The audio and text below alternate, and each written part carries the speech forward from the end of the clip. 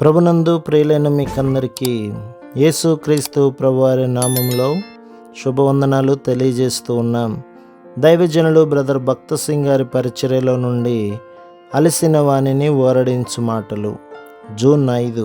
క్షయమైన ఆహారం కొరకు కష్టపడకుడి గాని నిత్య జీవము కలుగచేయు అక్షయమైన ఆహారం కొరకే కష్టపడుడి. యోహాను సువార్త 6:27.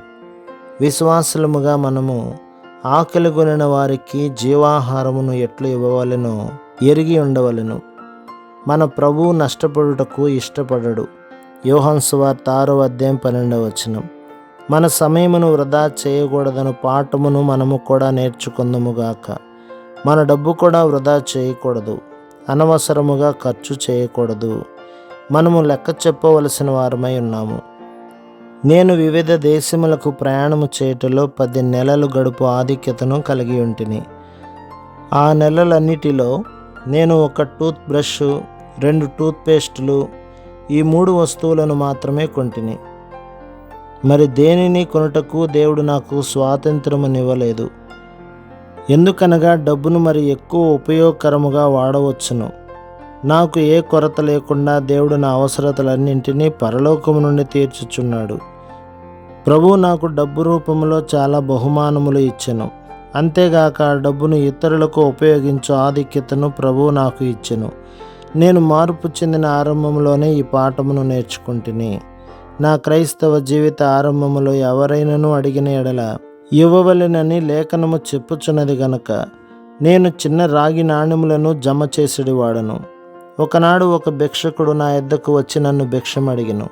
నేను ఒక నాణ్యమును అతనికి ఇవ్వదలిచితిని గాని, ప్రభు, ఇది నా డబ్బు ఇచ్చుటకు నీకు అధికారము లేదనెను. నేను ఇవ్వవలనని అంటిని గాని ఇవ్వలేకపోతిని. అప్పుడు నేను, ప్రభువా, నేను ఆ విధముగా ఆలోచించలేదు అని చెప్పి తిని. కానీ ప్రభువు, అది నా ధనము, నేను నిన్ను క్రయము చెల్లించి కొంటిని, నీకు చెందినదంతయు నాదే. అది డబ్బైనను సమయమైనను సమస్తమును నాకు చెందినదే అనెను. నేను ప్రభువును క్షమాపణ అడిగితిని. అది ఒకవేళ చిన్న మొత్తమైనను నేను దానిని అనవసరముగా వ్యయపరచరాదని ప్రభువు నాకు బోధించెను. నీవు ఆకలిగొనినను దప్పిగొనినను నీ ధనము దేవుని చిత్త ప్రకారము ఖర్చు పెట్టుచున్నావని నిశ్చయము చేసుకొనుము. అప్పుడు నీవు ఇతరులకు ఎట్లు సహాయం చేయవలెనో తెలుసుకొందువు.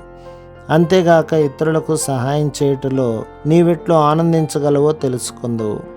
ఎంత కొద్ది మొత్తమైనప్పటికీ డబ్బు వృధా చేయకము.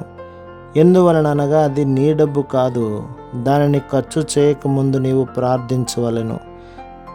ఆయన నీ ద్వారా నీ చుట్టూను ఉన్నవారిని తృప్తిపరచగోరుచున్నాడు గనక ప్రతిసారి ప్రభు జవాబిచ్చు వరకు నీవు ప్రార్థించవలెను. నీ బలము విషయంలో కూడా అంతే. నీకు ఇష్టమైనన్ని సార్లు నిద్రించవచ్చునని నీవు చెప్పజాలవు. ప్రభువా, నేను ఆలస్యపోతేనే, నేను నిద్రించగోరుచున్నాను అని నీవు చెప్పవలెను. కానీ ఆయన, అది నా శరీరము, నీది కాదు, నేను క్రయము చెల్లించితిని అని చెప్పును. ప్రభువే నీ నిద్రను తన స్వాధీనమందుంచుకొననిమ్ము. ఆ విధముగా నీ ధనము, సమయము, బలము ద్వారా ఇతరులకు సహాయం చేయుటకు నేర్చుకుందువు. ప్రభు ఆశీర్వదించిన ఎడల చిన్న ముక్కలు కూడా ఆకలిగొనిన వారిని తృప్తిపరచు శక్తి కలిగి ఉండును. ఏదియును వృధా కాదు. నీవెక్కడికి వెళ్ళినను దేవుడు నీ ద్వారా పని చేయుటను చూడగలుగుదువు. మన ఎడల ఆయన ఉద్దేశము అదియే. ఇతరులకు వర్తమానం ఇచ్చుటకు మనము జీవపు మాటలు కలిగి ఉందము. ఇతరులకు సహాయం చేయుటకు దైవశక్తిని కలిగి ఉందము. మనము ఏమీయును చెప్పుకున్నను మన ఉనికి ఆశీర్వాదమును తెచ్చినదిగా ఉండగలదు.